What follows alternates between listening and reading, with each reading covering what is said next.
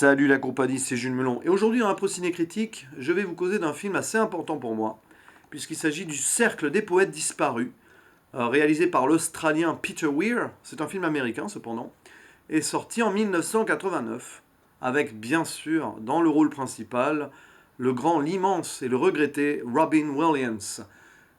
C'est un film que j'ai vu assez jeune, donc qui m'a marqué. Je l'ai vu avant d'avoir l'âge que les jeunes ont dans ce film, puisque c'est l'histoire d'une sorte d'académie lycéenne, ouais, c'est ça, c'est des lycéens, une académie très prestigieuse dans le Vermont, l'académie de Welton, qui n'existe pas, en vrai d'ailleurs, où tout est codé évidemment, où ces jeunes n'ont qu'un avenir tracé, celui que leurs parents ont choisi, clairement, et très conformiste. Tout semble gravé dans le marbre jusqu'à l'arrivée du fameux professeur John Keating, Robin Williams donc, qui par son charisme va clairement changer les choses. Et on se retrouve centré sur un groupe de jeunes qui déjà raillaient un peu le système avant l'arrivée du professeur et qui se sentent libérés par cette nouvelle personne qui décide d'ailleurs de s'intéresser à son passé et découvre qu'il avait créé, quand il était étudiant dans cette même académie, une sorte de cercle des poètes disparus qu'ils vont donc recréer entre eux, d'où le titre du film. Alors le Dead Poets Society, c'est quoi? C'est en gros une bande de jeunes qui se réunit la nuit en faisant le mur, à réciter des poèmes célèbres et en créant eux-mêmes certaines compositions. Jusque-là, rien de bien méchant, si ce n'est que le message du film est posé. C'est clairement une critique du conformisme, une critique du tes parents choisissent pour toi ton avenir. C'est en gros cueille le jour présent, pardon, suce la moelle de la vie, carpe diem, seize the day. Tout le monde connaît, si vous avez vu ce film, cette expression. D'ailleurs, moi, j'avais découvert cette expression en regardant ce film. J'étais jeune et carpe diem, seize the day, saisis le moment présent, tout ça, tout ça. C'est bien beau, mais c'est un drame aussi ce film. Parce que qui dit parents qui choisissent pour les enfants, dit conflit et dit soucis éventuels. Mais avant de parler de tout ça, et avant de faire une partie spoiler tout de même, parce que toute la fin du film ne peut pas être occultée, mais ne peut pas être racontée comme ça, sans spoilers warning, donc la première partie du film est assez amusante en soi, avec les facéties du nouveau professeur qui apprend aux jeunes à marcher par eux-mêmes, donc pas au pas, mais dans une cour en mode libre, qui les apprend à frapper dans un ballon en criant des poésies, avec le cri primal, le yop. Bon, il y a plein de trucs où il monte sur la table aussi. Bon, tout le monde connaît ces scènes. Robin Williams est parfait dans ce rôle-là. Je sais pas si c'est le premier film que j'ai vu avec lui, mais il y a des chances. Bon, à l'époque, il devait y avoir Jumanji et Mrs. Doubtfire aussi dans l'eau. Mais c'est la première fois. Ben, en même temps, voilà, Robin Williams a un rôle dramatique en soi, mais il fait son comique. Comme dans à peu près tous les films qu'il a fait jusqu'à ses plus récents. Et le charisme de Keating, c'est le charisme de Robin Williams. On ne peut pas le nier, il porte le film sur ses épaules.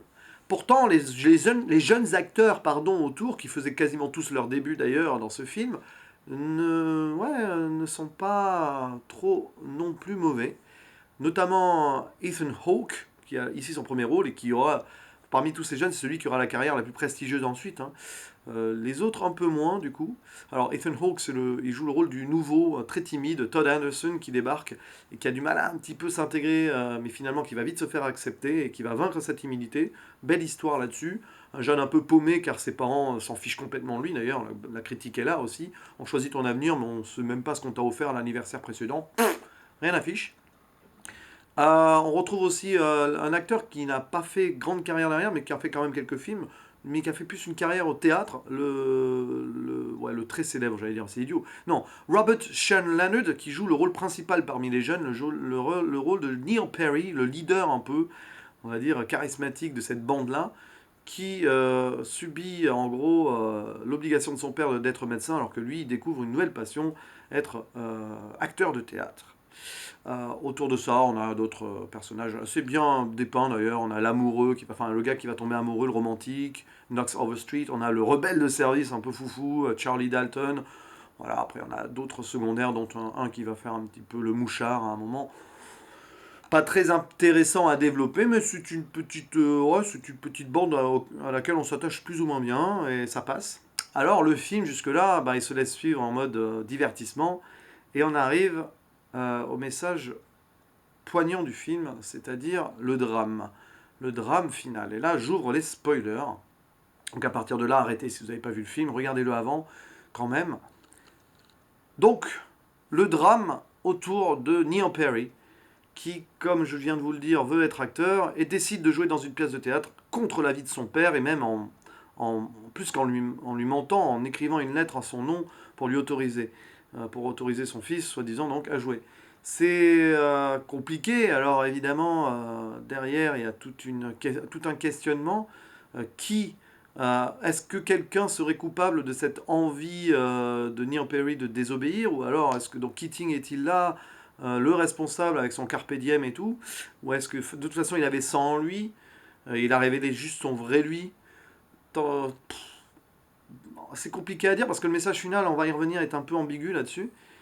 Tant et si bien de toute façon qu'il l'a fait cette pièce, sauf que son père malheureusement l'apprend, vient et l'humilie un peu devant tout le monde, le désinscrit de l'académie, et ce qui se passe est assez violent et assez terrible. Neil Perry donc se suicide. Et toute la fin du film est là, avec la réaction des jeunes derrière, la dénonciation de Keating par certains, un peu forcée parce qu'il fallait trouver un responsable. Keating se fait virer, et bah, il y a la scène finale où tout le monde monte sur la table et dit "Oh, Captain, my Captain", Captain, mon capitaine, en français du coup, pour dire à Keating merci pour tout quand même, on vous a dénoncé malgré nous, on n'était pas d'accord, on nous a forcés, mais on vous salue, on vous oubliera jamais.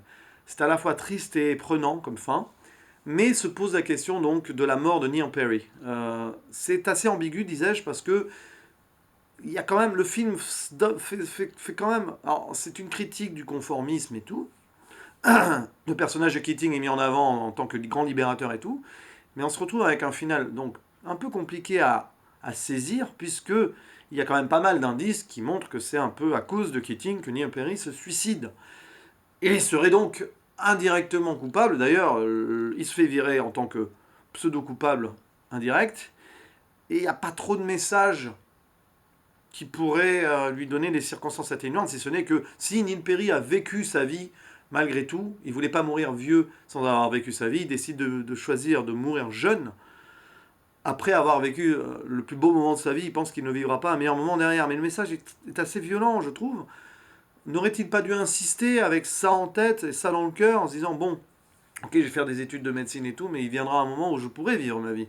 Même si j'ai 30 ans et tout, je rencontrerai la femme de mes rêves et je pourrai faire ce que je veux peut-être.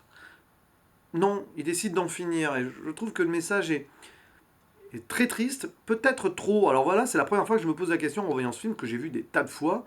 Là, je le vois avec un background plus, plus profond, on va dire. Ça faisait un moment que je ne l'avais pas vu, revu. Peut-être pour ça aussi. Et donc, sur la fin, ben, je reste. C'est pas que je reste sur ma fin, non, c'est triste et tout, mais je me suis beaucoup plus posé de questions que je n'ai été très triste ou que. Voilà, parce que normalement, ce genre de film, à la fin, t'es tout triste et tout. Mais là, je me suis dit, mais mince alors quand même. Puis voilà, la scène de la mort, enfin, où les parents découvrent que leur fils est mort, est un petit peu, je trouve, froide. Et bon, ça colle bien avec le fait que le père soit très froid avec son fils et tout, mais je trouve que c'est assez fade en fait, comme fin pour ce jeune homme. Et simpliste. Et trop violent en soi. Mais bon, c'est ce qui fait aussi la renommée de ce film, cette fin terrible et brutale, qui peut-être donnera un message aux autres jeunes de suivre leur route et de vivre leur vie à pleines dents, peut-être parce que leur pote n'aura pas pu le faire. Sauf que voilà, donc avec le recul, c'est le genre de film auquel je mettais 9 sur 10 jusque-là. Là, je descends à 8. Ouais, je sais. Je l'aime toujours ce film. Mais il y a cette question, ce questionnement sur la fin, qui me turlupine un peu. À part ça, bah, rien d'autre à dire. Bon, la réalisation est très académique. Peter Weir a fait exprès d'ailleurs. On est dans un monde académique. Et la réalisation le reste, plus ou moins. À part peut-être les scènes dans les bois ou avec Keating, mais même, ça reste plutôt sobre. Les décors, les paysages sont superbes. Hein. C'est assez paradoxal parce qu'on est quand même dans une sorte de prison académique et on a quand même autour de magnifiques scènes de nature avec de la neige, de la verdure. Enfin, c'est très bien, très beau. Et puis, bah voilà. Et puis, bon, c'est un bon film, bien fait. Mais il y a cette fin sur laquelle je me questionne aujourd'hui. Alors si vous vous questionnez sur cette fin aussi, bah, dites-le en commentaire. Euh, voilà un film important de mon adolescence. D'ailleurs, je ne cache pas que le personnage de Keating, de John Keating, m'a peut-être indirectement inspiré à devenir professeur. Parce que voilà, transmettre ainsi à des jeunes une envie, une connaissance et voilà, quelque chose de fort, c'est un peu ce que j'ai toujours envie de faire. Euh, c'est peut-être l'un de mes exemples en tant que professeur, Keating, même si je ne suis pas dans l'anticonformisme comme ça. Enfin, c'est une société aujourd'hui où on peut plus. Enfin, c'est pas là, quoi. Je reste dans un certain cadre malgré tout, mais c'est sûrement une des inspirations. Et puis voilà, littérature anglophone aussi, si vous aimez bien, quelques passages de poèmes de Whitman, de Shelley, et j'en passe, bah, c'est pour vous aussi. Ça donne envie de relire ou de lire certaines poésies à côté, pourquoi pas. Ou certains traités philosophiques de Thoreau aussi, par exemple. C'est toujours intéressant. C'était mon avis et mon analyse du cercle des poètes disparus, un peu en mode désordonné, mais réflexif, ça se dit, ouais, réflexif, enfin, avec réflexion. Il est tôt, c'est le matin, on est bien, non. Allez, passez une bonne journée ou une bonne soirée selon quand vous voyez cette vidéo et à la prochaine, ciao.